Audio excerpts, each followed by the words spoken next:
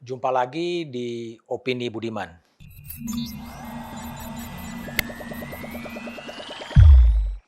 Boleh jadi bangsa ini sedang kebingungan bagaimana memberantas korupsi di negeri ini.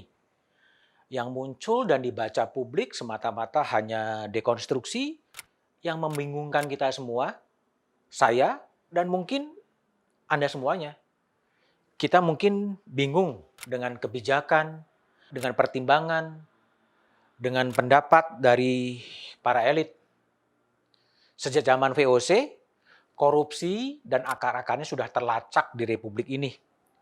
Praktek korupsi sudah tertanam jauh di republik ini. Model upeti adalah model yang sudah dari dulu ada, sejak zaman VOC ada, dan sampai sekarang juga ada. Sastrawan Budi Dharma pernah mengatakan di tahun 2013, dia membacakan puisi di harian Kompas yang menggambarkan betapa dalamnya akar korupsi. Penggalanya berbunyi demikian. Burung kenari berkekah di tengah padang. Jika tidak berani menjarah, tiada sah menjadi hulu balang.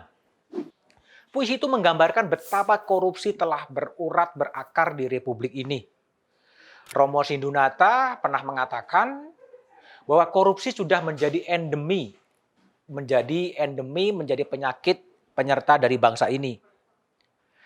Tapi entah karena menganut teori dekonstruksi atau memang karena sesat pikir, kadang kita sebagai rakyat jelata kadang tertawa geli soal jalannya pemberantasan korupsi di negeri ini. Boleh jadi saya ini gagal paham. Coba simak pertimbangan meringankan Majelis Hakim dalam kasus Juliari Batubara. Menurut Majelis Hakim, terdakwa Juliari sudah dihujat oleh warganet, sudah dibully, sudah dikecam sebelum keputusan itu dijatuhkan oleh hakim. Dan itu menjadi pertimbangan yang meringankan. Meskipun hakim menjatuhkan hukuman 12 tahun, lebih berat 1 tahun dari tuntutan jaksa. Pertimbangan majelis hakim ini mau memberikan pesan apa kepada khalayak? Boleh jadi pesan yang ditangkap khalayak adalah janganlah menghujat korupsi, janganlah mengecam korupsi, tapi pujilah korupsi itu agar hukumannya menjadi makin berat. Padahal korupsi adalah sesuatu yang memiskinkan di negeri ini. Itulah problem rasa keadilan. Coba lagi tengok kebijakan KPK yang dipimpin oleh Firly Bahuri.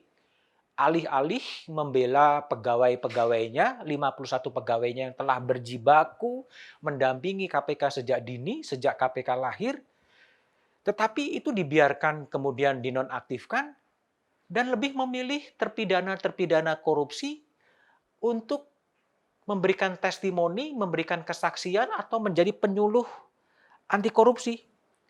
Kembali lagi boleh jadi kita nggak paham, saya gagal paham bagaimana menjelaskan fenomena ini.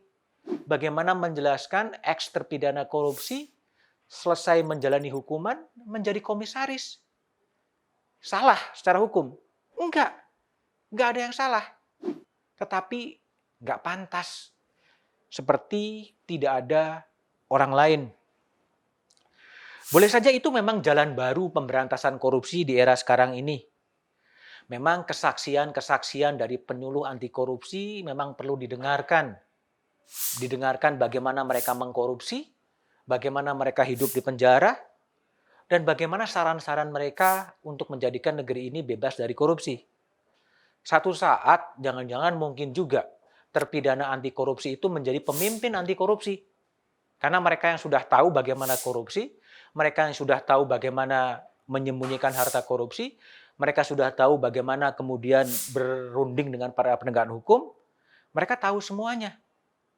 Jadi, di era matinya kepakaran seperti dikatakan Tom Nichols dalam buku Death Expertise atau matinya kepakaran, dan di negara yang dikepung dengan oligarki, publik mungkin hanya bisa meratapi kesesatan berpikir pala elit negeri untuk memberantas korupsi. Tapi sebaiknya segera sadar bahwa jalan itu tidak sepenuhnya tepat. Apapun, janganlah pernah lelah untuk tetap mencintai negeri ini.